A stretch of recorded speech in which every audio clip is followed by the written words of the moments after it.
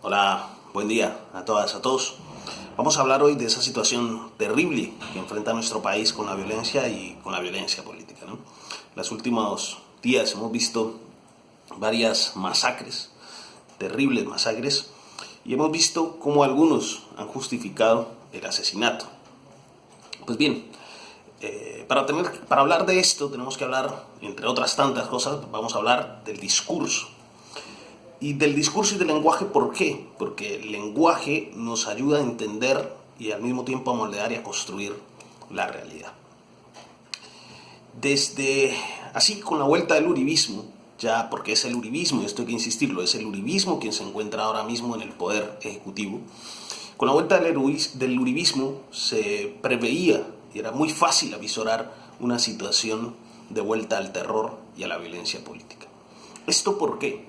No solo por el pacto y las alianzas históricas que el uribismo, ese cártel que el uribismo ha hecho con narcotráfico y paramilitarismo, sino también por su discurso binario, su discurso de odio y su discurso entonces incitador a la violencia. Nos decía Shir Perelman, que el lenguaje no es solo un medio de comunicación, sino que también es un instrumento para influir en los hombres, por lo tanto, un medio de persuasión. En definitiva, entonces, el uso del lenguaje, los razonamientos y los discursos a los que estamos nosotros expuestos van a condicionar nuestra respuesta a los diferentes actos. Nosotros esperaríamos en un país decente, en un país sano, que ante la barbaridad que hemos visto, el país se indigne, se movilice y le cierre la puerta de una vez y por todas a la violencia y al terror. Sin embargo, eso no vimos en este caso.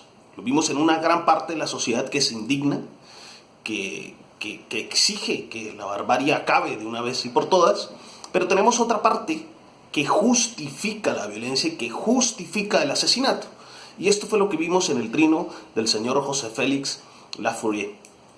¿Qué vimos ahí? Vimos la justificación del asesinato.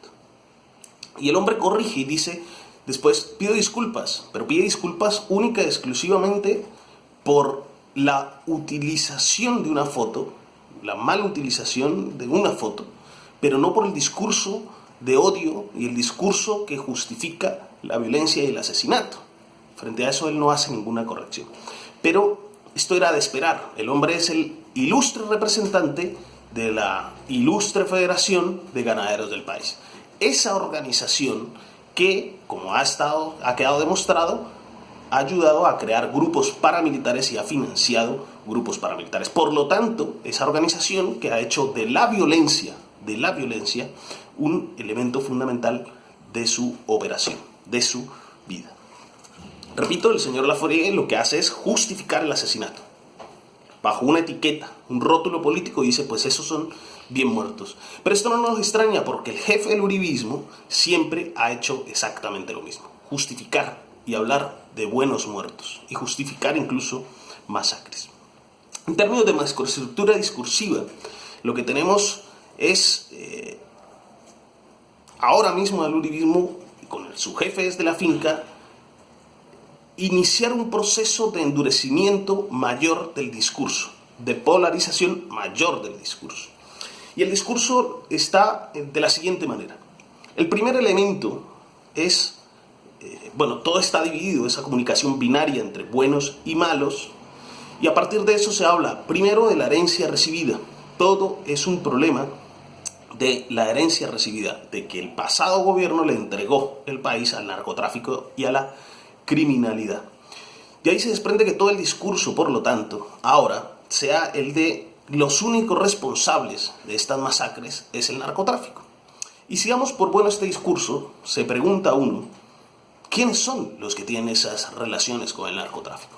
¿Quién es el amigo del entonces Ñeñe Hernández, narcotraficante? ¿O quiénes hicieron negocios con Memo Fantasma?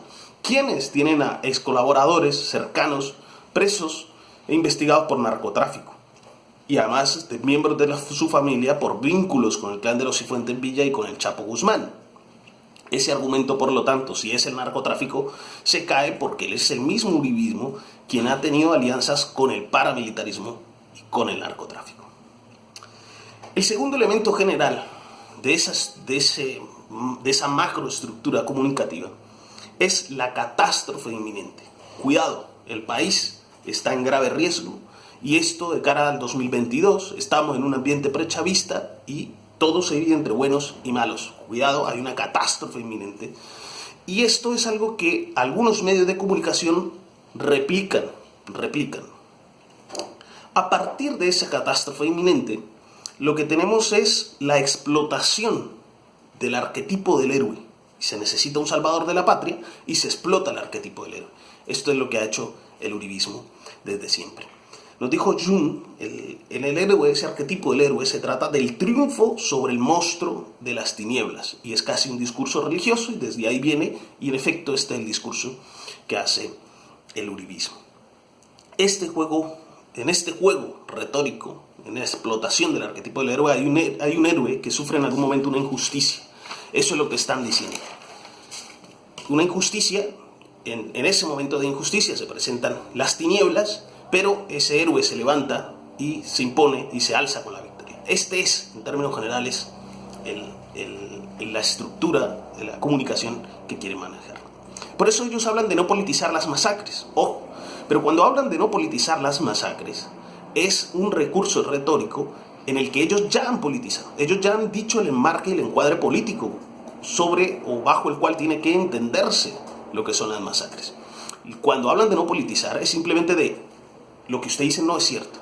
Es simplemente para descalificar el argumento del contrario, porque ellos ya han encuadrado, ya han enmarcado cómo tiene que entenderse políticamente esas masacres y tienen que entenderse de la manera que a ellos les beneficia. En términos generales hay dos cosas, entonces. Uno, la forma en la que se encuadra y se habla de las masacres es consciente políticamente y se hace en beneficio del uribismo. Ellos quieren beneficiarse de esa situación. Y dos, las masacres tienen, entre otros muchos objetivos, el objetivo de desmoralizar a la población colombiana frente a los deseos de cambio. Se quiere llegar a la situación de decir, esto no lo arregla nadie. Esa parte que tiene esperanza de cambio, de decir, esto nunca va a cambiar. Pero creo que ahí se equivocan, porque creo que Colombia está resuelta a ser una república democrática. ¿Es esto? Un fuerte abrazo a todas y a todos.